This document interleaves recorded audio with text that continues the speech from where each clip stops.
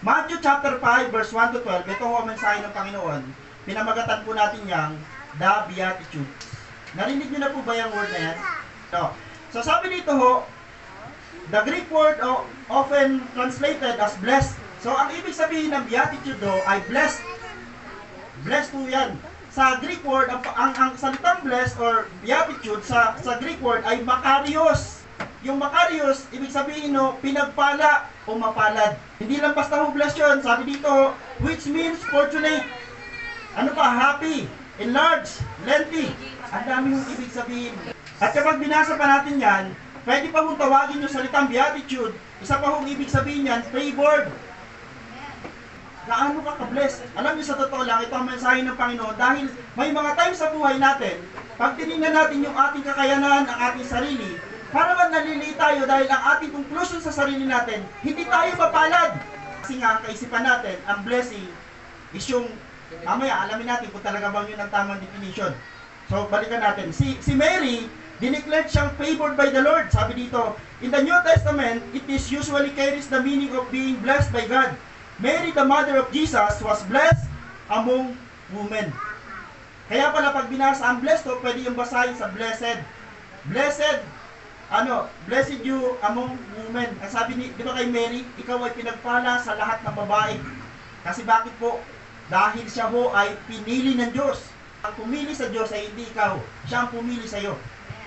Kaya ka pala nakakilala sa Diyos dahil pinili ka niya. Hindi dahil pinili mo siya para wala tayong maipagyabang. Amen ba tayo dyan? Amen. Pag naligtas ka, pag harap mo sa Diyos, hindi mo pwedeng sabihin, Panginoon, naligtas ako kasi nakilala kita. Naligtas ako kasi tinanggap kita. Sasabihin sa iyo ng Panginoon, naligtas ka kasi niligtas kita. Amen. Si Lord ang nagligtas, hindi ikaw. Amen. Lagi natin isasangtabi yung sarili natin at sasabihin natin, Lord, ikaw lang talaga to. Your grace, sabi nga ho, by grace alone. Kung walang grasya ang Diyos, wala akong pupunta sa langit. Lahat pupunta ng impyerno, pero purihin ng Diyos sa grasya ng Diyos, kaya tayo ho nakakapag-fellowship, kaya tayo nakaka-worship sa Panginoon. It is by grace. By God's grace alone. Okay. Okay. Sa Tagalog ho, the Beatitude, sa Tagalog ho niyan, ang mapalad. Medyo ang ganda lang ng word na Beatitude sa English. Pero ang totoong Tagalog niyan, ang mapalad. Tanong, sino dito mapalad? Amen. Talaga po ba? Narampay na, no? May pera kayo? May sasakyan kayo? May barampay na. Amen lang natin sasagot. Amen. Magandang bahay nyo? Amen. Malaki bahay nyo? Amen. May pera kayo sa bangko? Amen. Pahina eh. Yan lang ba talaga ho ang pagkakilala natin? Alam niyo sa mga tao ho, napakaliit ng pananaw natin sa salitang mapalad. Then ang question niya yung ganito, may nagsabi na ba sa iyong mapalad ka? Meron na po ba? Ano ang ibig sabihin sa iyo ng salitang mapalad? Una, ang definition na to ay hango sa mga makamundo. Sa sanlibutan, ang sabi nila, ang ibig sabihin ng mapalad sa sanlibutan, number 1, mayroon ka ng lahat. Blessed ka daw kapag mayroon ka ng lahat. Ang totoo, kapag ang basihan mo ng blessing, kung ang basihan mo ng salitang makarios ay mayroon ng lahat, ibig sabihin walang tao na bubuhay sa mundo ngayon na blessed. Kasi wala naman taong mayroon ng lahat. Amen po ba? Yes. Kahit mayaman ho, may kakulangan yan. May something siya na wala sa kanya. Kaya nga ho, kung ang ating definition ng blessed o na makarios ay mayroon ng lahat, wala ho ni isa nun. Okay, pangalawa, sagana sa lahat. Okay, then last, iba ka sa lahat. Kung yan ang definition natin ng salitang makarios, wala akong makakatanggap yan. O kung may makakatanggap man ang bagay na yan, paano mo pag nawala lahat ng yan? Hindi na makarios. Hindi na siya beatitude. Kaya sa oras na ito, alamin natin kung gaano ka ka-bless dahil meron ka nang walang makamundo. Alam niyo ho, ang pinakaunang topic sa The Sermon of the Mount, walang iba ho kundi yung beatitude. Yung mapalad. The Sermon on the Mount is recorded in chapters 5 to 7. Pwede po sana kung hingilingin ko po kayo, may time naman siguro kayo, pag-uwi niyo po, bigyan niyo po ng panahon. Alam niyo yung 5 to 7 chapter na yan, magkukonsume lang yan is around 15 to 20 minutes matatapos yan. Kasi ang haba ng chapter. Binasa ko kanina ho ang 5 to 6, natapos ako mga around 10 minutes. So meron pang 7, napakahaba ng 7. Pero kung paglalaanan niyo siya ng panahon, Ang dami nyo mapupulot dyan. Mga message, mga detalyado siya mga prinsipyo. Sabi dito, in the book of Matthew, it contains some of the most essential principles for living a genuine life, Christian life. Ngayon kung gusto mo makita mga mahalagang prinsipyo sa Biblia para sa pamumuhay ng isang Kristiyano, basahin nyo po yung 5 to 7. Nagbabasa lang din naman tayo ng Bible, basahin nyo ang chapter 5 to 7, ang dami nyo ho diyang matututunan. Puro yan mensahe ng Panginoon. The Sermon on the Mount is the most famous sermon Jesus ever gave. Yan ang pinakatanyag na mensahe ng Panginoon sa lahat ng mensahe niya. Yan ang pinakatanyag. Bakit po? Napakarami po kasi yan. Perhaps the most famous sermon ever given by anyone. Tingnan nyo kung gaano karami yan. Chapters 5 to 7, yan ho ay contains po yan ng 19 topics. Ayan po ang topics. Napakarami, tama? Okay, may topic po dyan. Yan pag-aaralan natin, the Beatitude, salt and light. Tayo daw po ay asin at ilaw, kadugtong. Sino dito naniniwala na tayo daw ang ilaw at asin ng sanlibutan ito? Amen. Kaya dapat lagi kang maalat. Lagi ka dapat may ilaw. Alam niyo bang pilit ang demonyo mo, walang ibang gagawin kundi yung ilaw natin patayin. Kaya huwag tayong papayag na pag inaatake ka ng demonyo, isipin mo na lang, ay itong demonyo na to wala tong gagawin kundi patayin yung ilaw. Tanggalin yung lasa. Huwag kang papayag na gano'n na mangyari. Lagi mo si Satanas ilawan, nang tumakbo si Satanas. Ayaw niya ng ilaw. Ayaw niya ng asin. Gusto niya ng dumi. Salt and light, Jesus fulfilled the law. Si Jesus daw, sabi ng Panginoon, nung nagtuturo siya, kaya siya pumunta mula sa langit papunta lupa, ay para ho gawin ang kautusan. Hindi para ho pagtakpan, o para hindi gawin ang kautusan. At sabi niya dito, anger and murder. Ang turo sa pagkagalit.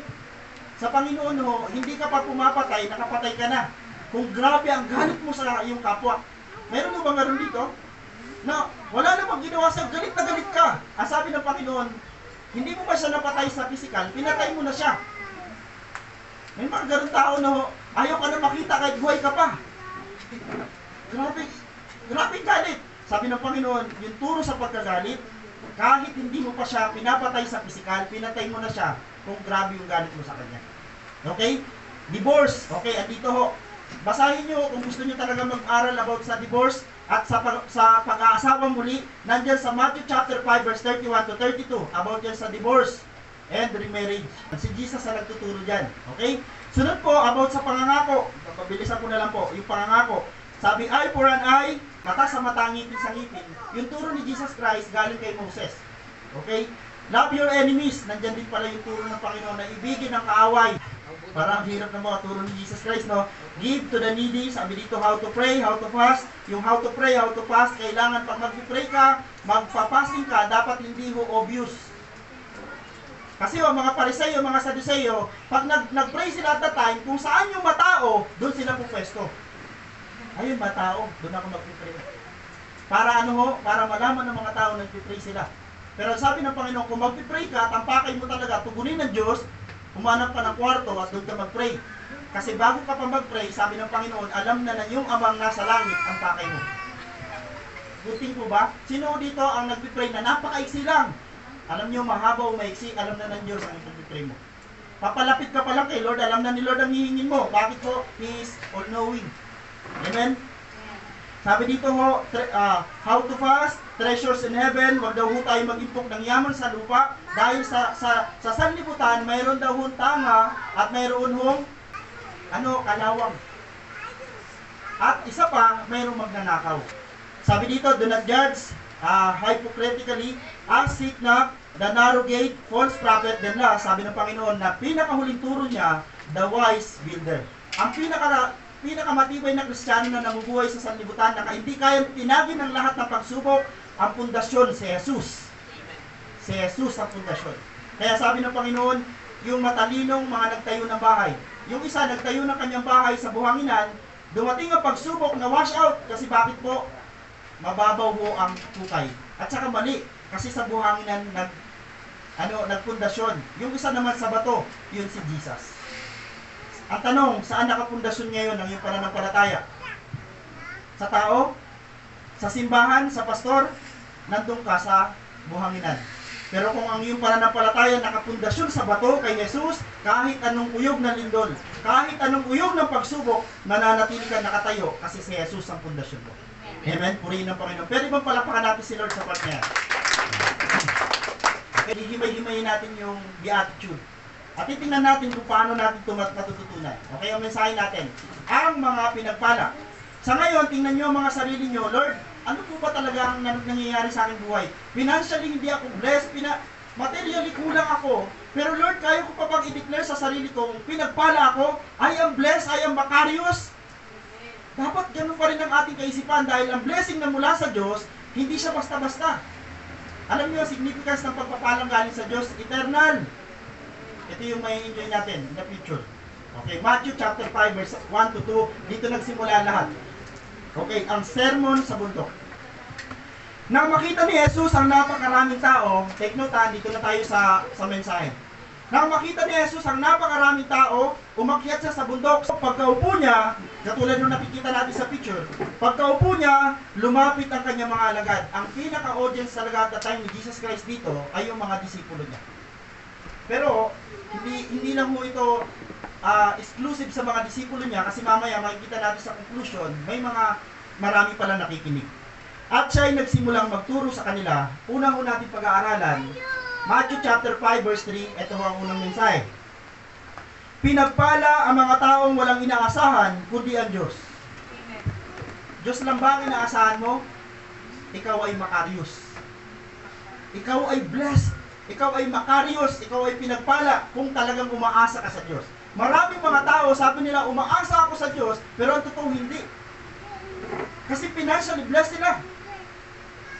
Parang hindi legit yung kanilang pananampalataya sa Diyos kasi bakit yung sinasabi nilang nananampalataya sila sa Diyos pero ang totoo hindi solid ang kanilang pananampalataya. Kasi ang tunay talaga dito, sabi dito, sapagkat kabilang sila sa kaharian ng langit. Tingnan niyo sa English translation. Blessed are the poor in spirit. Blessed are the poor in spirit. Yung talaga pag sinabi mo poor, siyempre nabanggit yung word yan, yung talaga hong hikahos, yung walang-wala na. Pero ang kanila talagang parang source na lang nila, Lord, kayo na lang. Alam nyo kailan mo lumilitaw ang tunay na pananampalataya? Kapag walang-wala ka na. Kapag talagang totally hirap ka na at lalapit ka na lang sa Diyos, doon mo yung tinatawag na pinagpala ang mga taong wala nang inaasahan kundi ang Diyos. Ang tawag sa'yo, makarios. Dumating ka na ba sa point na ganito? Walang-wala ka na. Pero sabi sa'yo ng Panginoon, alam mo, napakapalad mo anak. Kasi ako na lang ang pinagkakatiwalaan mo. Ako na lang ang inaasahan mo. Alam niyo, sa totoo lang, ibang pakiramdam ng Diyos kung ang iyong pananampalataya talaga legit na sa Kanya. Okay, dadaan kasi tayo talaga sa part na tatanggalin ng Diyos yung talagang inaasahan natin. May mga moments sa buhay natin dahil financially blessed tayo. May mga time na talagang dadaan tayo sa part na talagang tatanggalin ng Diyos yung mga bagay na yon para makita natin ang ating mga sarili na talagang totally nakadepende na lang sa Diyos. Okay? Blessed are the poor in spirit, sabi dito, are those who recognize they need God's help. Alam niyo sa totoo lang yung verse 3 na yan, sa panahon natin ngayon, maraming mga tao obviously, nananampalataya sa Diyos, nananalig sa Diyos, pero wala sa simbahan. Then ano ang question natin doon? Pag ibig sabihin, pag wala ka sa gawain pero sinasabi mo, Lord, nananampalataya ako sa iyo, nananalig ako sa iyo, hindi ka pa poor in spirit. Ibig sabihin, may something ka pang nilililayan. Hindi ka pa totally sa Diyos lang nakarelay. Alam niyo bang ang pagpunta sa gawain ay isang napaka-blessed na pribilehiyo, napaka-blessed na moment. Kasi bakit? Ito yung part ng expression mo sa Diyos kung paano ka magpapasalamat sa Kanya ng lubos sa biyayang natanggap mo. Sabi dito, are those who recognize they need God's help. Yung paglapit mo sa Diyos, nagpapatunay yan na, Lord, talagang may kailangan po ako sa inyo. Kaya sa totoo lang, katulad ng panalangin doon sa kawikaan, wag naman sana tayong paghirapin. Wag din sana tayong pagyamanin. Dalawa kasi ang mangyayari. Kapag pinaghirap ka ng Diyos na talagang totally walang-wala, kung mahina ang pananampalataya mo, isusumpa mo ang Diyos. Pero hindi dapat mangyari ang ganun. Pangalawa, pag pinagyaman ka naman, makakalimutan mo naman ang Diyos. Saan ka lang dapat? Middle class. Basta ganda kaya maging middle class. Okay? Are those who recognize they need God. Number 3 pa lang yan. Sabi ng Panginoon sa mga disipulo niya, alam nyo, pinagpala mga tao wala nang inaasahan kundi ang Diyos. Kinakausap niya dito yung mga disipulo niya.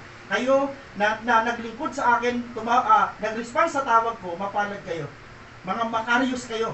Kasi ang inaasahan nyo na lamang ay hindi mga sarili nyo, kundi ang Diyos. Isipin nyo ang tinuturo ng Panginoong Jesus dito yung kanyang anak. 4. Pinagpala ang mga nagdadalamhati sapagkat aaliwin sila ng Diyos. Ayan.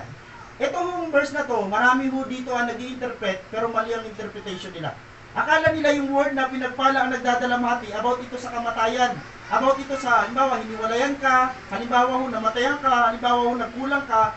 Yun ang kanilang definition dito ng dalamhati. Pero ang totoo, ang word na dalamhati dyan ay ito. Sabi sa English, so, blessed are those who mourn. Okay? Recognizing one's sin should lead to mourning and longing for God's forgiveness and healing. Na the moment ho, nahaharap ka sa Panginoon, sabi ng Panginoon dito, pinagpala mga tao nagdadalamhati. Yung mga tao ho, na nire-recognize nila, makasalanan sila. At kailangan talaga nila ng habag at kapatawaran ng Diyos. Kaya sila grabe lumapit sa Diyos. Alam nyo, hindi natin mararanasan talaga ang totoong kapatawaran kapag hindi mo inamin na makasalanan ka. Kailan lang muna natin naamin na tayo makasalanan? Nung inaccept natin inaccept natin si Jesus bilang ating tagapagligtas, ibig sabihin, sinasabi mo sa Panginoon, Lord, makasalanan ako at kailangan kita na tagapagligtas ko. Maraming mga tao hanggang ngayon, pasensya sa word, mayayabang. Na parang ang tingin nila sa sarili nila, kaya nilang iligtas ang sarili nila, kaya wala na silang pakialam sa gawain ng Diyos, sa salita ng Diyos. Sa totoo lang ho, hindi pwedeng ganun. Dahil wala ho tayong ibang magagawa kung tayo hiwalay sa Panginoon. Tuloy natin. 5. Pinagpala ang mga taong mapagpakumbaba sapagkat nahin nila ang daigdig. Blessed are the meek. The meek do not assert themselves over others in order to further their own agendas and their own strength. So, ang tunay na mapagpakumbaba, hindi niya ipinapakita sa mga tao na mas mataas siya at kaya niya ho silang kontrolin sa pamagitan ng kanilang lakas. Alam niyo sa ating mga Christian, kaya natin nagiging ng respeto ng iba, ng mga makasanlibutan, hindi dahil tayo financially blessed. Nagiging natin ang respeto ng sanlibutan dahil tayo ay magagalang. Dahil tayo ho ay hindi mayayabang. Subukan niyo mga Kristiyano mayayabang. Ang sanlibutan, hindi tayo gagalang. Okay? Tuloy natin bibilisan lang natin. Okay. Pinagpala ang mga may matinding hangarin na sumunod sa kalooban ng Diyos sapagkat sila'y bibigyan ng kasiyahan ng Diyos. Blessed are those who hunger and thirst for righteousness. Ito na yung sinasabi ko sa inyo. Dito sa verse na ito, dito ho talaga diniin yung salitang Makarios. Yung salita mo dito na blessed are those who hunger and thirst, na talaga sa abot ng mga kaya niya, kahit hirap na siya, dahil Diyos ang kailangan niya, gagawa siya ng effort, makalapit lang siya sa Diyos. Sino dito yung ganun? May mga moments sa buhay natin na talagang parang, Lord, pag hindi mo ako tinugon ngayon, hindi ako masasapatan. Kahit meron ka na lahat ng bagay, pero pag si Lord ang kulang sa'yo, dapat maramdaman mo yung pagkauhaw at pagkagutom dahil yun ang talagang sign na ikaw ay tunay na Christian. Isang sign na talagang para ka sa Diyos, uhaw at gutom ka sa Diyos. Amen. Pastor, paano kaya yung ibang mga Kristiyano na sabi nila sa Diyos sila pero hindi na uuhaw at gutom sa Diyos? Mga patay na Christian yan. Mga patay na tao yan. Alam niyo bang tayong lahat ay dumaan sa pagiging patay? Di ba sabi ng 2 Corinthians chapter 5 verse 17, if anyone is in Christ, he is a new creation. Nabuhay tayong muli dahil tinanggap natin si Jesus kasi dati tayo mga patay. Sa harapan ng Panginoon, kahit anong pray mo at that time, wala kang Jesus, wala kang connection sa Diyos. Kasi bakit? Wala kang mediator. Pero nung tinanggap mo si Lord Jesus Christ sa iyong buhay, nagkaroon ka ng buhay sa harapan ng Diyos. Kaya nga pag nag-pray ka sa Diyos Ama, nakikita ng Diyos Ama si Jesus. Anong ihabang natin, Panginoon? Kaya mo ako tinutugon dahil ako'y praise and worship team. Kaya mo ako tinutugon dahil wala akong palya sa pagbabasa ng Biblia. Sabi ng Panginoon, hindi ganun.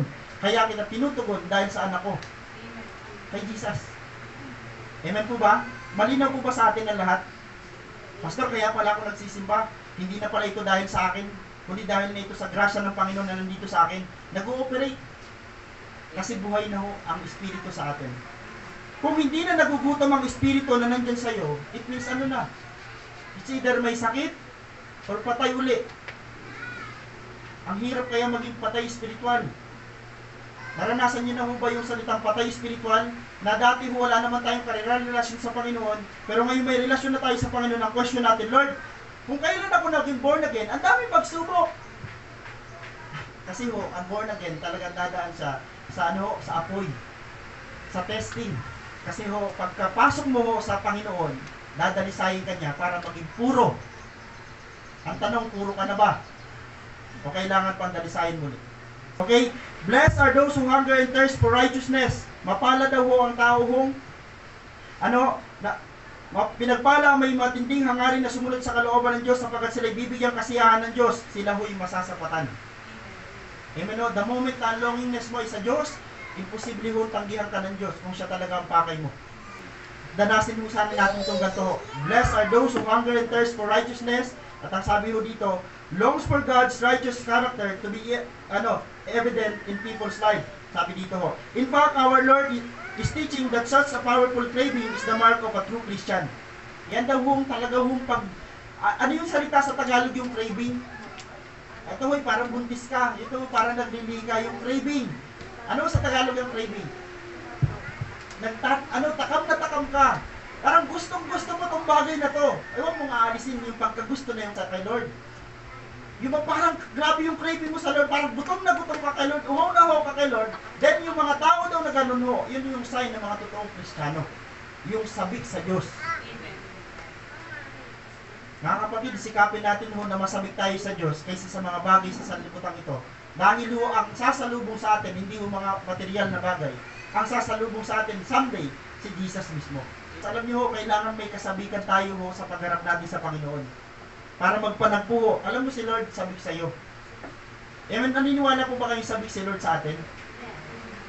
Yung pagising niya lang may gustong, alam mo sa totoo lang, yung pagising sa atin ng Panginoon, may gusto siyang something na maranasan sa atin. Kaya nga ang tanong, pagising mo ba sa umaga, ano ang una mong ginagawa? Cellphone? Prayer? O ano? Isipin niyo po muna yan.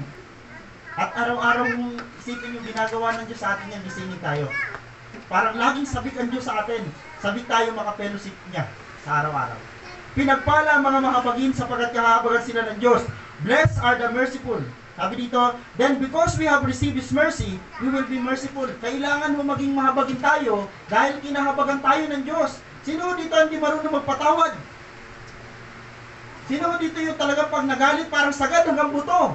Tandaan nyo, hindi mo maganda yon dahil pinatawad lang tayo ng Panginoon. Ang gusto ng Panginoon makita sa atin kung paano pinatawad niya tayo, ganun din lang din kaisi magpatawad sa iba. Pinatawad ka ng napakalaki mo, hindi ka marunong magpatawad sa maliliit na bagay. Amen ho ba? Alam nyo bang ang tindi ng ating nagawang kasalanan sa Panginoon? Hindi dahil tayong gumawa, kundi dahil ginawa ni Eva at Adan, at ang katubas noon ay isang napakalaking kasalanan.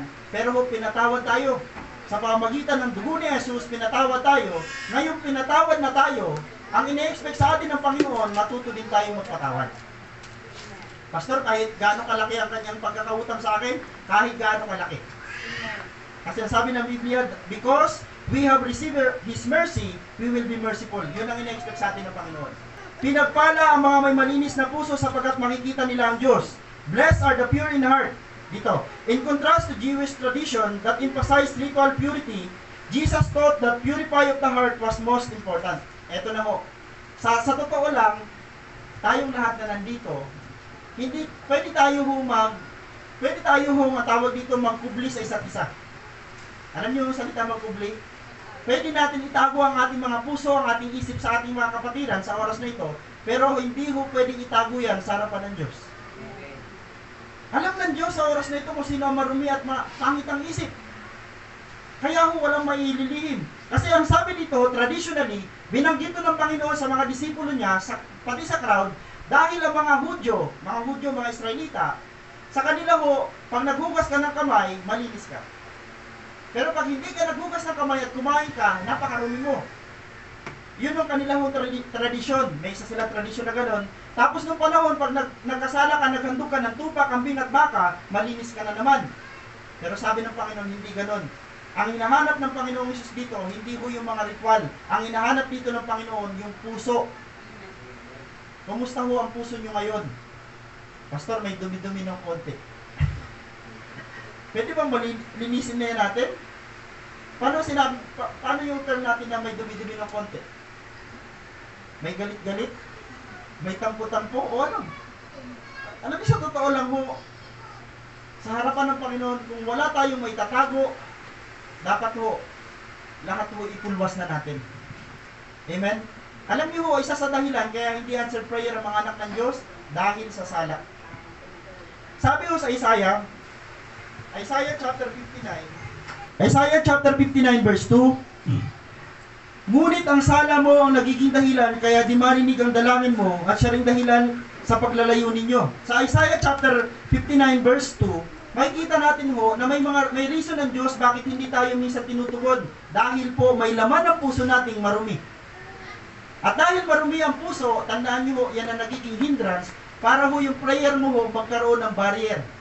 Isipin niyo, ang Diyos na hindi bingi, nagiging bingi. Sabi sa 1, si Yahweh ay laging malakas upang iligtas ka. Hindi siya bingi. Ang mga daing mo, sabi dito, ang mga daing mo ay diringgin niya. Kailan lang mo nagiging bingi at hindi marinig ng Diyos ang ating mga dalangin, the moment ho na marumi ang puso. Kaya ho, iingatan natin yan. Kaya sabi ko sa inyo, kung may mga time sa buhay natin na kinakasi tayo ng kaaway, siguraduhin mo ang iyong puso ay lagi mo na iingatan. Huwag mong papatulan. Pastor, parang hirap kaya hindi patulan. Anong balik tayo dun sa mensahe ng Panginoon? Awit, chapter 119, verse 105, salita mo isang tanglaw na sa akin ay patnubay, liwanag na tumatanglaw sa landas kong dinaraanan. Balik ka. Lord, gusto ko pong suburin, sabi ng Panginoon, ang turo sa pagpaparaya.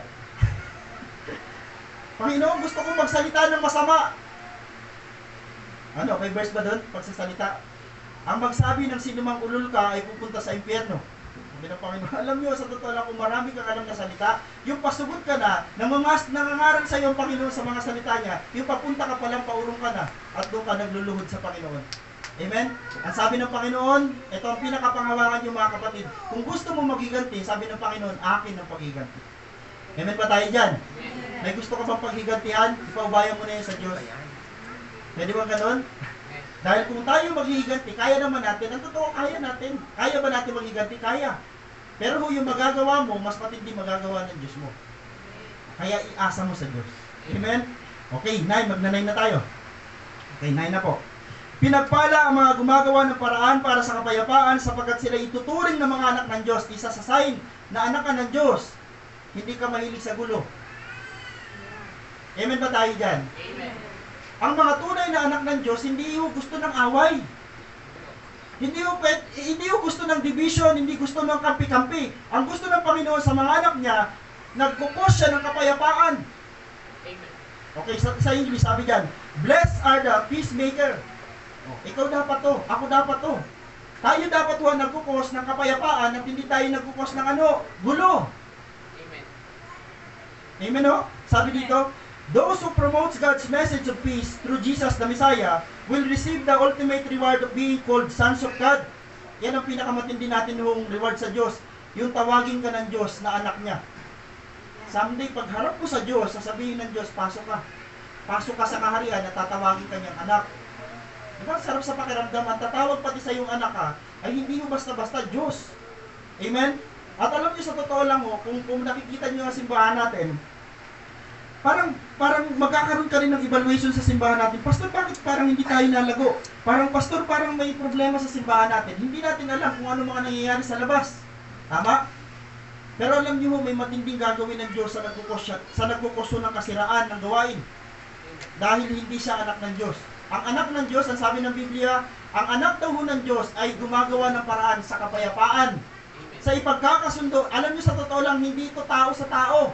Ang ibig sabihin ng mensahe ng Panginoon dito ay magpupos ka ng magpupos ka ng daan para ho ang tao na wala sa Diyos pupunta sa Diyos. Yun ho ang tunay na definition niyan.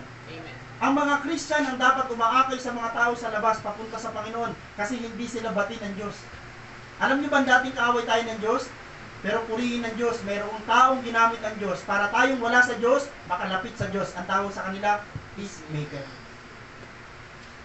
Pastor, gusto ko rin maging peacemaker. Dapat lang, kasi anak ka ng Diyos. Amen. Hindi ka dapat nagkukos ng gulo, hindi ka dapat nagkukos ng pagkakahati-hati. Bakit? Sino masaya pag nahahati ang isang gawain? Demonyo. Tama po ba? Amen. Pero kung anak ka ng Diyos at nakikita mo yung mga tao napapalapit mo, yung mga tao na parang, Pastor, kaya ba itong baguhin ng Panginoon? Kaya mong baguhin ng Panginoon niya kasi bakit? Nabago ka. Amen ba tayo dyan? Amen. Kung ikaw nabago ng Diyos, kaya rin baguhin sila. Amen. Huwag mo tayo mag-isip ng negatibo na, Pastor, pag nilapit ko ba itong tao na to, mababago ba ito ng Diyos? Diyos pa talaga i-question natin, kaya ng Diyos. Dahil walang imposible sa Diyos. Amen? Those who promotes God's message of peace through Jesus the Messiah will receive the ultimate reward of being called sons of God. Ibabalik natin lagi yung ating mga sarili na mag-invite ng mga taong alam mo wala pa sa Diyos. Eh Pastor, paano yung nasa Panginoon na pero ayaw nang bumalik? Ha? Nasa Panginoon pero ayaw bumalik? Paano nangyari? Paano nangyari yun? Dahil ang mga nasa Panginoon, may mag-invite man o wala, talagang pupunta sa Panginoon. Kasi balikan natin, yung tunay daw ng mga Kristiyano, gutom at uhaw sa Diyos. Someday magugulat kayo. Laging puno ang simbahan, pag na-realize nila, sila ang may kailangan sa Diyos at hindi ang Diyos ang may kailangan sa kanila. Pasensya na po kayabangan yung ganito Lord, nagsimba ako kailangan may gawin ka. Si Lord pala talaga may utang? Bakit kaya tayo lumalapit sa Panginoon? Dahil sa niya? Sa grasya at biyaya niya sa atin. Okay, tapusin na natin. Dito tayo magtatapos. Matthew chapter 5 verse 10 to 17 at 10 to 12. Pinagpala ang mga inuusig ng dahil sa kanilang pagsunod sa kalooban ng Diyos, sapagkat kabilang sila sa kaharian ng langit. Ito na ang pinaka-climax ng mensahe ng Panginoon. Habang nagsasalita siya sa mga disipulo niya, pinagpala ang mga inuusig ng dahil sa kanilang pagsunod sa kalooban ng Diyos. Ito sinasabihan ng Panginoon ng mga disipulo niya, may mangyayari sa inyo. Alam niyo po bang ang mga disipulo ng Panginoon, namatay sila ng matitindi. Malulupit naging kamatayan ng mga disipulo ng Panginoon. Pinagpala ang mga nilalait at inuusig ng mga tao at pinararatangan ng lahat ng uri ng kasamaan na pawang kasinungalingan ng dahil sa akin. Alam niyo po bang okay lang sana pag pagparatangan tayo ng masama kung mali o kung kasinungalingan. Kaya lang ang problema kung paratangan ka dahil mali talaga ginagawa mo. Okay? Magsaya kayo at magalak sapagkat malaki ang inyong gantimpala sa langit. Alalahanin ninyong inusig din ng mga propetang nauna sa inyo. Sabi ng Panginoon sa mga disipulo, kung paano ang nangyari sa mga lingkod ng aking ama, ng mga propeta. Noong panahon ng mga propeta, pag inoten ng hari na patayin lahat ng propeta, wala yung titira. Okay? Blessed are those who are persecuted because for righteousness' sake, to suffer righteously and joyfully for one's commitment to Christ, to join the company of the great prophets of all. Okay? So, pinapaalala ng Panginoon, kayo mga disipulo, kung ano naranasan ng mga propeta, mararanasan nyo rin. Dahil yun yung inyong pinasok. Yung pagiging alagad ng Panginoon. Okay? So, in comparison, dito tayo magtatapos sa comparison na ito. Sabi dito, those who experience the first aspect of beatitude, yung lahat ng ito para yung ating mga suffering, yung ating mga, ito sa A, dito sa isang banda na to, ang makikita natin dyan, yung effort natin. Tandaan nyo lahat ng effort na meron ka, meron hong gantimpala. Sabi dito, those who experience the first aspect of beatitude will also experience the second aspect of beatitude. Yung poor, ito kingdom of heaven. Yung more, magkakaroon ng comfort. Yung meek, inherit the earth. Yung mga uhaw at gutom sa Panginoon, masasapatan. Yung mga mahabagin, kahahabagan, yung pure ang puso, makikita ang Diyos. It means kung makikita mo ang Diyos, it means sa Diyos ka. Amen. Makakasama mo ang Panginoon. Peacemaker called sons of God. And last, yung persecuted, inherit the kingdom of heaven. Yan ang alam ng mga disipulo, kaya inilaban nila si Jesus. Amen. Lord, okay lang mamatay. Pero kung ang katumbas naman ito ay yung pangako mo, pag Diyos ang nangako, totoo. Totoo ang pangako ng Diyos, hindi siya tao na nagsisinungaling. Okay, tandaan, tayo ay mga mapalad sapagkat tayo ay mga pinagpala ng ating Panginoon Diyos. Hindi ka mapalad dahil sagana ka sa lahat, dahil meron ka ng lahat o iba ka sa lahat, pinagpala ka dahil yun ang sabi ng Diyos, ikaw ay kanyang pinagpala. Amen. May makakasupil ba doon? Pag Diyos ang nagsabing mapalad ka, walang pwedeng magsabi yung sinumpa ka. Naalala niyo si Balak? Si Balak, ang kanyang Balak, parang may Balak si Balak. Masama ang balak. Okay, Balak si ang dulo. Si Haring Balak, may balak sa masama sa mga Israelita. So sabi niya kay Balaam, Balaam, sumpain mo yung Israel. Isasama kita dito sa burol. Pag nakita mo yung Israel, kasi si Balaam mo, kung ano yung bibigkasin niya, si Balaam ay propeta ng Diyos. Kung ano yung binibigkas ni Balaam, nagmamanifest, nagkakatotoo. Sabi ni Balak, i-hire ko to si Balaam para sumpain ng Israel. Alam niyo, sabi ni Balaam, ang pinagpala ng Diyos ay hindi pwede sumpain ng tao. Asan ka doon? Pastor, ako'y pinagpala ng Diyos. Kaya kahit anong curse sa'yo ng tao, hindi ka pwedeng masumpa dahil ikaw ay pinagpala. Amen po ba? Pinagpala tayo ng Panginoon. Hindi dahil mayroon tayo ng lahat, hindi dahil sagana tayo ng lahat o iba tayo sa lahat, pinagpala tayo dahil yun ang sabi ng Diyos, pinagpala kita. Amon, mauhaw at magutom lagi tayo sa katwiran ng Diyos at patuloy tayong manabik at mamangha sa mga turo ng ating Panginoong Hesus. Wag na wag mong aalisin sa puso mo yung laging mauhaw sa Diyos. Yung laging magutom sa salita ng Diyos at sa Diyos mismo. Kasi sabi dito sa Matthew chapter 7, 28 to 29, kanina ho, ang atin lang ho laging senaryo, parang ang nakikinig lamang doon ay mga disipulo. Sa 7, patapos na ho itong sa 7 ho, patapos na yung Sermon of the Mount, namangha kay Jesus sa mga tao nang kanilang marinig ang kanyang mga pagtuturo. Sino ito? Yung crowd. Noong panahon ho, pag sinabing crowd, around 1 to 5,000 ang crowd. Sabi ko, Lord, hindi pala basta-basta yung pinakwento mo. Ako ho, hirap na hirap magsalita, pero si Jesus walang mic, pero napapakinggan ng napakaraming tao. May something hong miracle. Okay? Sabi dito, sapagkat nagturo siya na may kapangyarihan, hindi tulad ng mga tagapagturo ng kautusan. Mga kapatid, yung last na hamon, lagi ka pa rin mamangha sa turo ng Diyos. Kahit napakasimple ng ituturo sa iyo ng Panginoon, mamangha ka. Eh kasi bakit po? Yung mga tao dito ho, sobrang namangha sila. Sabi nila, yung mga saserdote, yung mga pariseyo, yung mga saduseyo, pag nagturo sila, magagaling magturo. Kaya lang parang walang impact. Kasi bakit po? Walang buhay. Itong mensahe ng Panginoon na ito, sana mo magkaroon ng paalala sa atin. Ano man ang kalagayan mo ngayon sa kasalukuyan, kapatid, huwag mong titingnan ang sarili mo na ikaw ay aba. Ikaw ay pinagpala. Amen. Yan ang mensahe ng Panginoon sa araw na ito, the Beatitude. Palakpakan natin si Lord. Salamat po, tayo ay tatayo. Sa Diyos po ang pinakamataas na papuri.